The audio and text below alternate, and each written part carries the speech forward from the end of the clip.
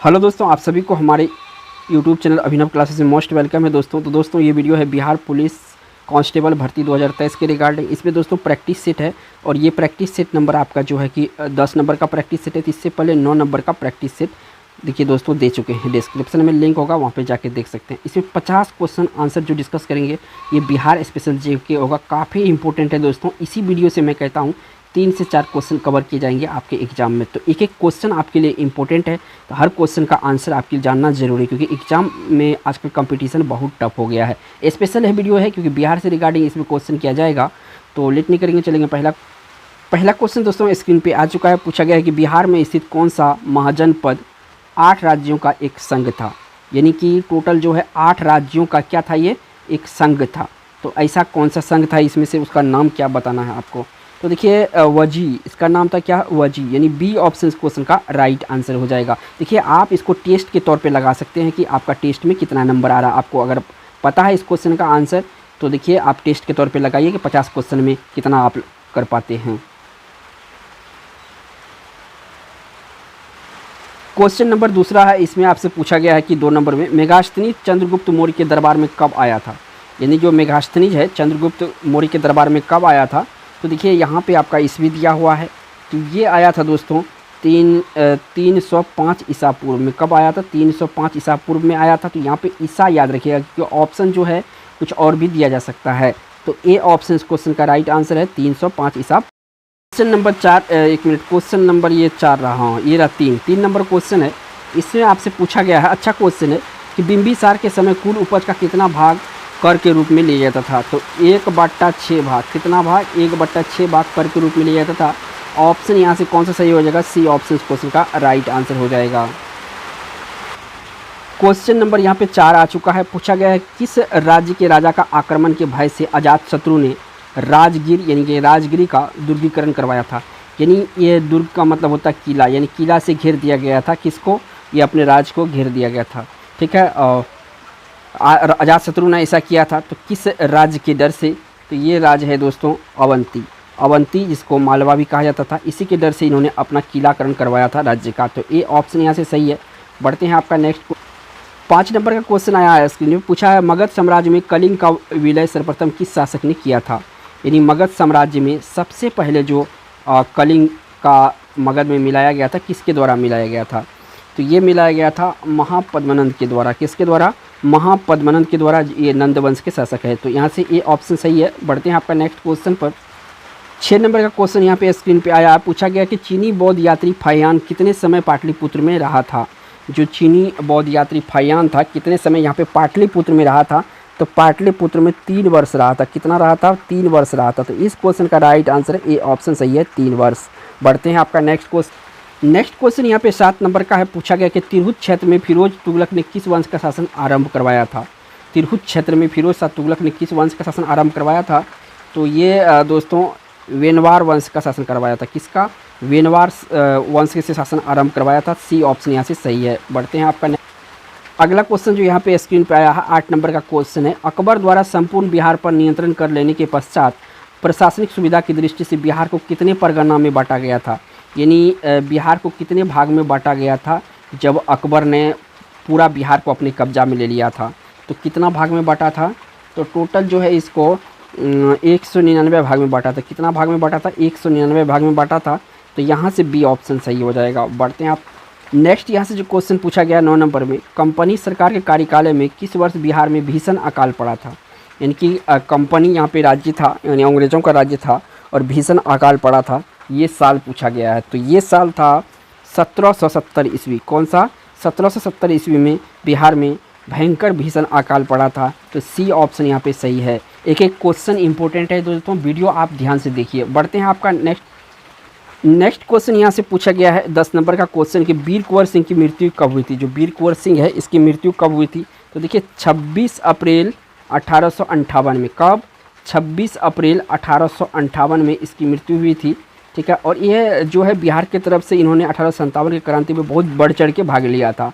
तो यानी C option सही है। बढ़ते अगला जो क्वेश्चन है इसमें 11 नंबर का पूछा गया बिरसा मुंडा के गुरु कौन थे। तो देखिए बिरसा मुंडा का जो गुरु था ये था आनंद पांडे। कौन था, आनंद पांडे बिरसा मुंडा का जो गुरु था, गुरु ये था, कौन था? आनंद पांडे। बढ़ते क्वेश्चन नंबर यहाँ पे 12 आया है। इसमें पूछा गया है कि पटना में रामकृष्ण सोसाइटी की स्थापना किसने की थी? पटना में रामकृष्ण मिशन की सोसाइटी की स्थापना किसने की थी? तो ये किया था बाबा ठाकुर दास। किसने किया था? बाबा ठाकुर दास किया था रामकृष्ण मिशन सोसाइटी की स्थापना, रामकृष्ण सोसाइटी, सॉरी यहाँ पे रामकृष्ण सोसाइटी है, इसके स्थापना बाबा ठाकुर दास के द्वारा किया गया था। तो इस क्वेश्चन के यहाँ से ए ऑप्शन सही है। एक एक क्वेश्चन आपके लिए इंपॉर्टेंट है, वीडियो पे ध्यान से देखिए। अगला क्वेश्चन जो आया है और ये 13 नंबर का क्वेश्चन है, सतयुग नामक पत्रिका के संपादक कौन थे? जो सतयुग नामक पत्रिका है इसके संपादक कौन है? तो इसके संपादक है पुरुषोत्तम नारायण नंदा। कौन है? पुरुषोत्तम नारायण नंदा इसके संस्थापक है। कौन सा? यहाँ पे याद रखिएगा, सतयुग। ठीक है, इस टाइप के क्वेश्चन जो होता है ना अक्सर एग्जाम में छूटने का संभावना होता है, तो सतयुग को याद रखिएगा। सतयुग जो है पुरुषोत्तम नारायण नंदा इसके संपादक थे। बट नेक्स्ट क्वेश्चन यहाँ पे आया है 14 नंबर का, भागलपुर में आयोजित बिहार प्रांतीय सम्मेलन का दूसरे अधिवेशन की अध्यक्षता किसने की थी? यहाँ पे पूछा है बिहार प्रांतीय सम्मेलन का दूसरे अधिवेशन की अध्यक्षता किसने किया था? तो दूसरे अधिवेशन की अध्यक्षता किया था सच्चिदानंद सिन्हा। कौन किया था? सच्चिदानंद सिन्हा जो है दूसरे अधिवेशन की अध्यक्षता किया था। तो इस क्वेश्चन का राइट आंसर बी ऑप्शन है। देखिए किसी भी आंसर आपको पता है तो कमेंट में जरूर कीजिएगा। बढ़ते हैं आपका नेक्स्ट क्वेश्चन। इसमें पूछा गया है दोस्तों आपसे 15 नंबर में कि निम्नलिखित में से किसने संथाल विद्रोह का नेतृत्व किया था? इसमें संथाल विद्रोह का जो नेतृत्व किया था किसने किया था?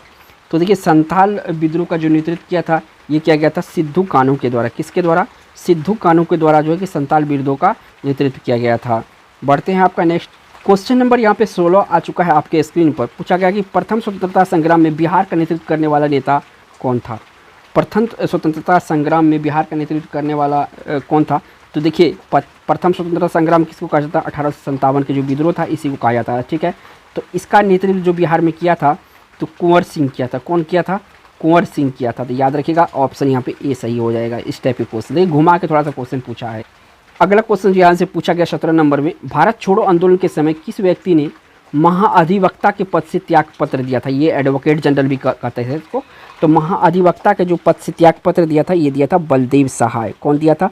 बलदेव सहाय दिया था। तो इस क्वेश्चन का राइट आंसर यहाँ से बी ऑप्शन सही है। बढ़ते हैं आपका नेक्स्ट अगला क्वेश्चन जो यहाँ से पूछा गया है दोस्तों 18 नंबर में, बिहार में फॉरवर्ड ब्लॉक का नेता थे। बिहार में फॉरवर्ड ब्लॉक के नेता कौन थे?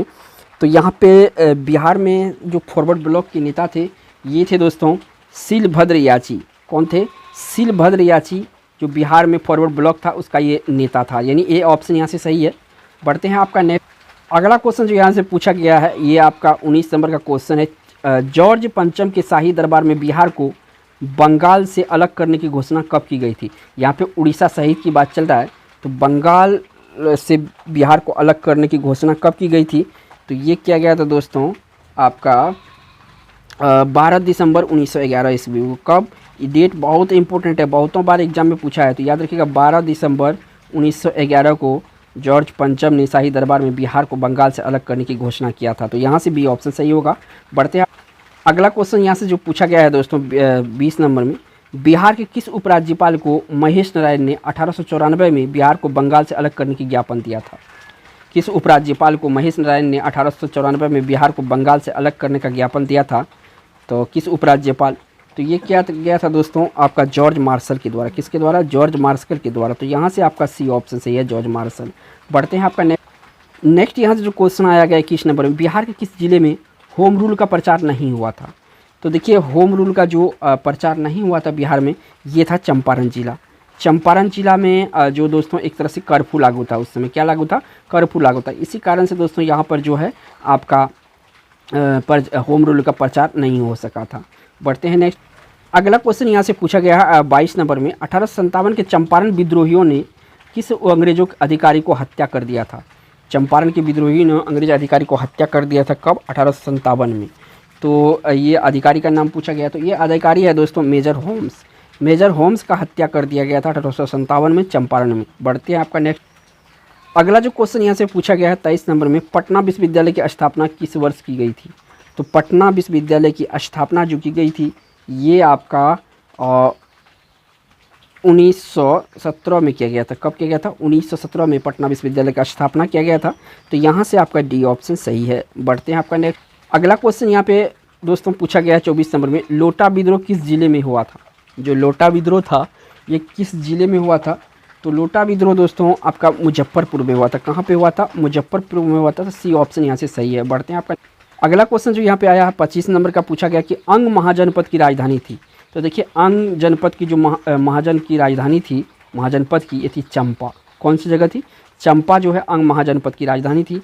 ए ऑप्शन यहाँ से सही है। बढ़ते हैं आपका नेक्स्ट क्वेश्चन यहाँ से पूछा गया 26 नंबर में कि पंत वन्य जीव अभ्यारण्य स्थित है। जो पंत जीव वन्य जीव अभ्यारण्य है ये कहाँ पे स्थित है? तो ये स्थित है दोस्तों नालंदा जिला में। कहाँ पे? नालंदा जिला में। तो इस क्वेश्चन का राइट आंसर यहाँ से बी ऑप्शन सही है। बढ़ते हैं अगला क्वेश्चन यहाँ पे 27 नंबर का आया है। पूछा गया कि बिहार में लाल बलुई मिट्टी का सर्वाधिक विस्तार किस भाग में पाया जाता है? बिहार में लाल बलुई मिट्टी का सर्वाधिक विस्तार किस भाग में पाया जाता है?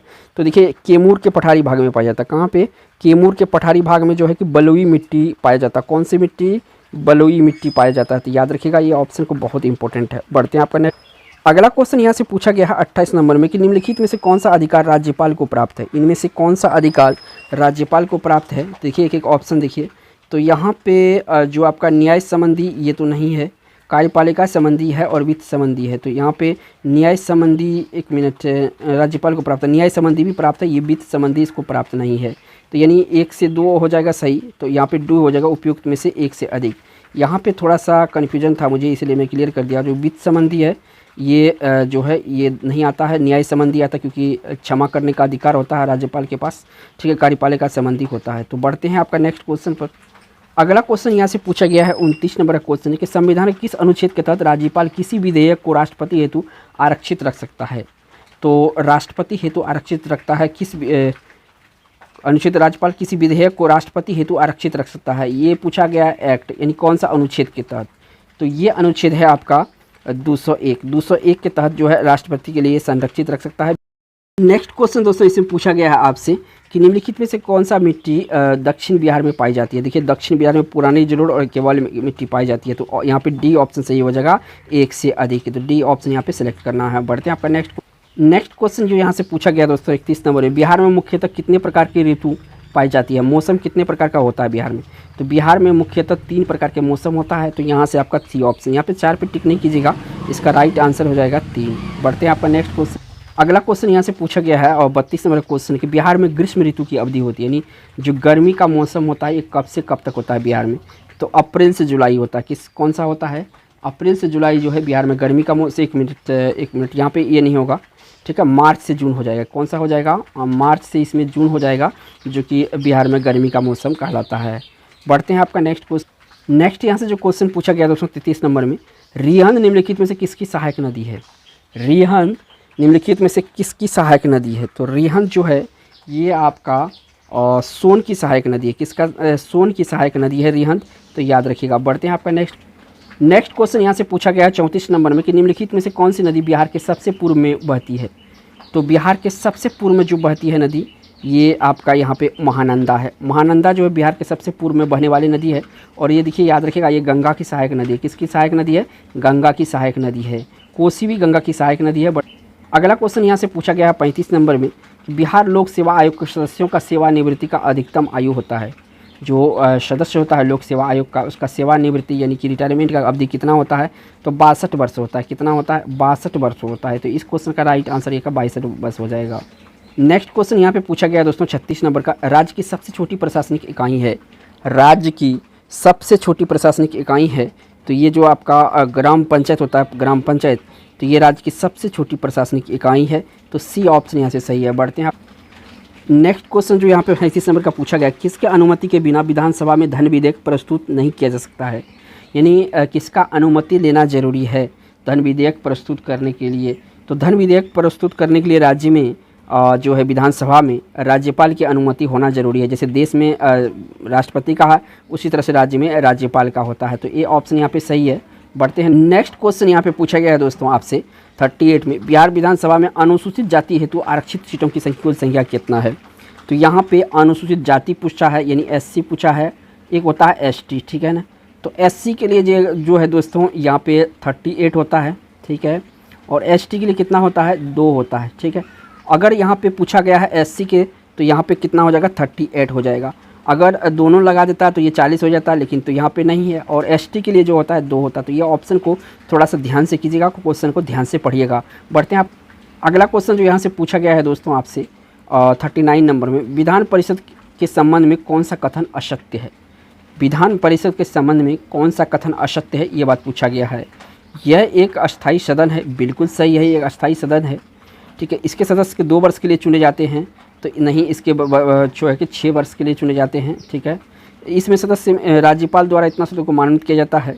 तो कहने का मतलब कौन सा कथन असत्य है, तो ये कथन नंबर कौन सा असत्य हो जाएगा, तो ये भी असत्य है और ये जो है ये भी असत्य है। तो ऑप्शन कौन सा सही हो जाएगा, तो डी ऑप्शन सही हो जाएगा, क्योंकि जो विधान परिषद होता है, ठीक है, तो ऑप्शन कौन सा सही हो जाएगा, डी ऑप्शन सही होगा, क्योंकि एक से ज़्यादा गलत है, ये भी गलत है, ये भी गलत है। बढ़ते हैं आपका नेक्स्ट यहाँ से जो क्वेश्चन पूछा गया है आपसे 40 नंबर में, विधान परिषद के लिए कितने सदस्यों का निर्वाचन विधानसभा के सदस्यों द्वारा होता है। विधान परिषद के लिए कितने सदस्यों का निर्वाचन विधानसभा के द्वारा होता है, तो विधानसभा के द्वारा होता है आपका 1/3 भाग। कितना होता है, 1/3 भाग होता है। यहाँ पे मैं लिख देता हूँ 1/3 भाग। ऑप्शन कौन सा सही हो जाएगा, सी हो सके। यहाँ पे क्वेश्चन को एक बार पढ़ देता हूँ मैं, विधान परिषद के लिए कितने सदस्यों का निर्वाचन विधानसभा के सदस्यों के द्वारा होता है, तो 1/3 भाग है इसका होता है। यहाँ पे 6 लिख दिया हूँ, 3 होता है, यानी सी ऑप्शन से।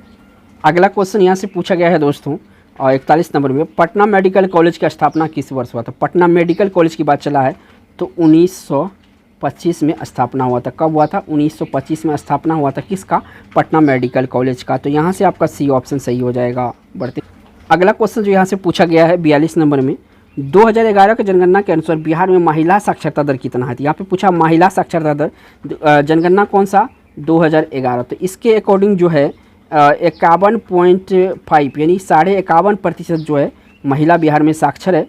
तो ऑप्शन यहाँ पे सी सही हो जाएगा। अच्छा क्वेश्चन है, ये क्वेश्चन बहुत BBI है, बहुतों बार पूछा गया, इस बार भी पूछा जाएगा। बढ़ते आपका नेक्स्ट अगला क्वेश्चन जो यहाँ से पूछा गया है दोस्तों 43 नंबर में, बिहार के प्रमुख पत्रिका बिहार टाइम्स के प्रथम संपादक कौन थे। बिहार की प्रमुख पत्रिका बिहार टाइम्स के प्रथम संपादक कौन थे, तो ये प्रथम संपादक थे इसमें दोस्तों महेश नारायण। कौन थे, महेश नारायण प्रथम संपादक थे। तो इस क्वेश्चन का राइट आंसर यहाँ से बी ऑप्शन सही है। बढ़ते हैं आपका नेक्स्ट क्वेश्चन पर। अगला क्वेश्चन काफ़ी इंपॉर्टेंट है 44 नंबर में, किस वर्ष भारत के 11वें राष्ट्रपति डॉक्टर APJ अब्दुल कलाम ने बिहार विधानमंडल के संयुक्त सत्र की अधिवेशन किया था। बिहार विधानमंडल के संयुक्त सत्र की अधिवेशन किया था, ये साल पूछा है, क्या पूछा है, ईस्वी यानी साल पूछा है। तो ये साल था दोस्तों आपका 2006। 2006 में जो है संयुक्त अधिवेशन बुलाया था डॉक्टर APJ अब्दुल कलाम, जो कि 11वें नंबर के राष्ट्रपति थे भारत के, और इसे मिसाइल मैन के नाम से भी जाना जाता था। किसे, डॉक्टर APJ। नेक्स्ट यहाँ से जो क्वेश्चन आया है 45 नंबर का क्वेश्चन कि नालंदा विश्वविद्यालय के प्रथम चांसलर थे। तो नालंदा विश्वविद्यालय के प्रथम चांसलर थे अमर्त्य सेन। ये अर्थशास्त्री हैं और अर्थशास्त्र के क्षेत्र में इसे नोबेल पुरस्कार भी मिला है। क्या मिला है, नोबेल पुरस्कार भी इनको मिला है। ठीक है, बढ़ते हैं आपका नेक्स्ट क्वेश्चन। अगला क्वेश्चन जो यहाँ से पूछा गया है 46 नंबर का क्वेश्चन है, डॉक्टर राजेंद्र प्रसाद के केंद्रीय विश्वविद्यालय स्थित है। डॉक्टर राजेंद्र प्रसाद केंद्रीय विश्वविद्यालय कहाँ पे स्थित है, ये समस्तीपुर जिला में स्थित है। कहाँ पे, समस्तीपुर जिला में स्थित है। इस क्वेश्चन का यहाँ से ए ऑप्शन सही है। बढ़ते हैं आपका नेक्स्ट क्वेश्चन।